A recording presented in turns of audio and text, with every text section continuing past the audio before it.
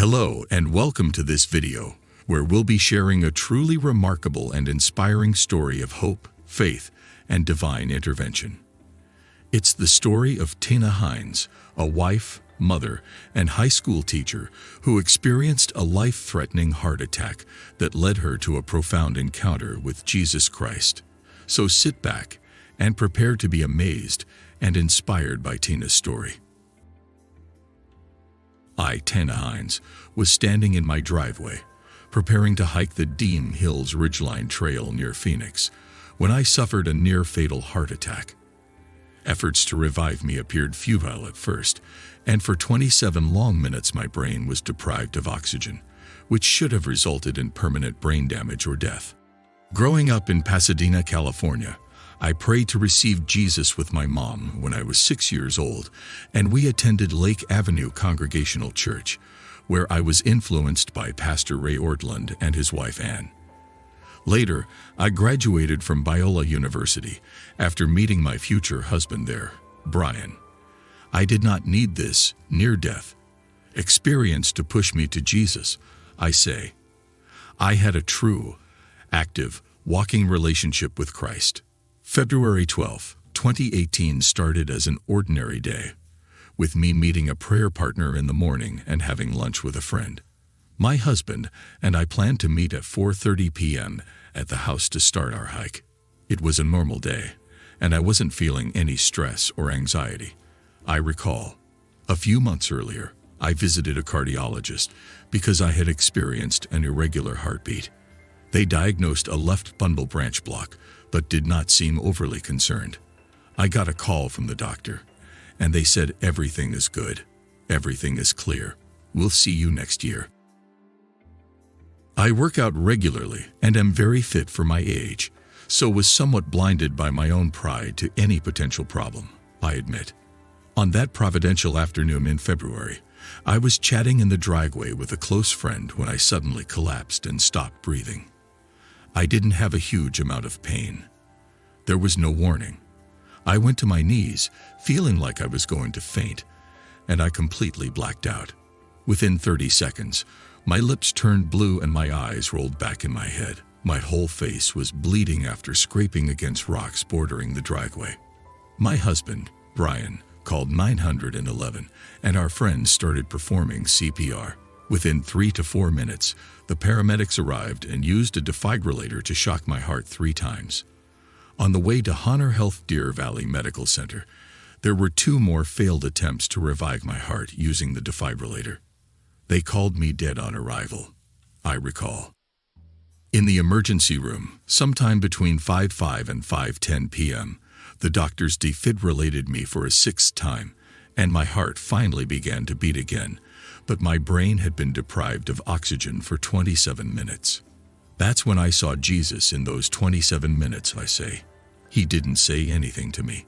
He was standing there in a white robe with his arms stretched out.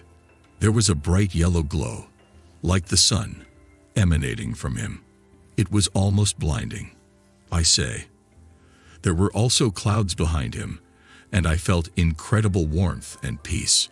When my heart began to beat again, I was already intubated. When they woke me up after that 6th shock, I tried to pull my tube out and tell people what happened. I opened my eyes and saw the hospital room and just wanted to tell them in those moments about seeing Jesus. They saw me reaching for my tube, so they strapped my arms down. They were surprised in a good way, hopeful that there might be brain activity. After I was stabilized, I was transferred to ICU. Dr. Lopes came out to talk to my husband Brian and the family. Word had spread, and by then, over 100 people had already gathered in the waiting area. Brian was bracing for the worst. The doctor informed them, "Your wife is alive and breathing, but is very, very sick." They put me on a ventilator and induced a medical coma. Family and friends began to pray around the clock. The next day, they started to wean me off the medication. As I was getting weaned off, I tried to pull the tube out again, I recount. They were encouraged by that but strapped my arms down once more. All 4 of my children were there, along with my sister and brother-in-law. I shocked everyone by displaying more signs of cognitive thinking. I expressed myself non-verbally by moving my hands and fingers, attempting to point at people when they spoke, even though my eyes remained closed for the next hour. In my mind and spirit, I had this unbelievable peace. I wanted to tell people I saw Jesus face to face and what I experienced. I didn't even care about why I was in the hospital. I had to tell them about seeing Jesus. At some point, I turned my hands over and mouthed what happened. Brian leaned down and said gently, "Baby, you had a heart attack, a sudden cardiac arrest, and you're in the hospital." A tear formed in my eye and began to roll down my cheek. It was all so hard to process, I recall. I motioned with my hands that I wanted to write something. I knew I couldn't talk.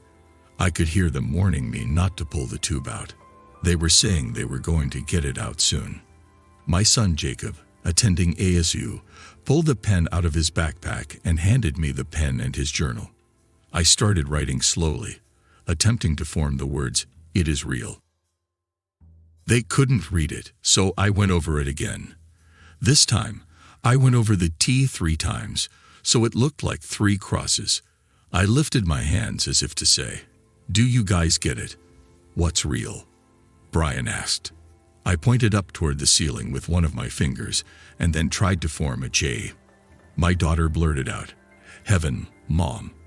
I nodded, and everyone in the room started bawling. Before the doctor removed the tube from my throat, he informed my family that I probably wouldn't be able to talk right away. But as soon as the tube came out, the words gushed out of me. "Oh my gosh," I exclaimed. "Do you understand what happened? I saw Jesus face to face. It was a bright light, and his arms stretched out toward me. It was the most peaceful and incredible experience I've ever had in my life." Everyone in the room was shocked and stunned. Celebration broke out when my family knew I was going to be fine. My daughter-in-law, a speech pathologist, said, "I can't believe she's able to talk right now." Every time a nurse or doctor entered the room, I kept sharing the amazing news. "I saw Jesus. I saw Jesus." I wanted to give them the details about how I saw him face to face, how beautiful he was, the light and the color, and the experience I had. The next day, I was surprisingly active, walking around the ICU making new friends and sharing my message of hope. Everyone concluded my recovery was miraculous. On February 16th, I was released from the hospital, overwhelmed with joy for the miracle I experienced. 6 months after my heart event, I attended a funeral in Washington, staying with friends. They asked me if I had ever seen the painting of Jesus by the young artist Akiane painted when she was only 8 years old. I had never seen the painting or heard of the artist before. When my friends showed me a book with an image of the painting, I couldn't believe it. "That's him," I cried out. "This is who I saw. This is the one who was comforting me, with the bright yellow light behind him. This is the one I saw face to face." I marvel at how much God was in the details of my medical emergency. If it had happened 20 minutes later, I would have been up on the mountain, and it would have been difficult for paramedics to reach me. If it had happened 20 minutes earlier, I would have been at the wheel of my car with 4 young people inside, potentially causing a serious accident. Today, I love to share with others about my hope in Christ and the hope of heaven. I want to be intentional, authentic, and open about my beautiful experience with Jesus and seeing him face to face. In the process, I also want to share how dying has changed living. About me, I am a wife of 33 years and mother of 4.